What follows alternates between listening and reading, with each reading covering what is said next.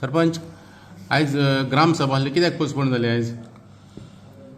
आमकां ऑर्डर येयली state election कमिशनरसून की कालसून म्हणजे 29 तारखेसून नोव्हेंबराची कोड ऑफ कंडक्ट लागू जालो म्हणून आणि त्या खातीर आयज जी ग्रामसभा आमी जी कॉल केल्ली ती आमी कॅन्सल केली कोड ऑफ कंडक्ट लागून मॉडल कोड ऑफ कंडक्ट. आतां पब्लीक कितें सांगूंक सोदता तूं?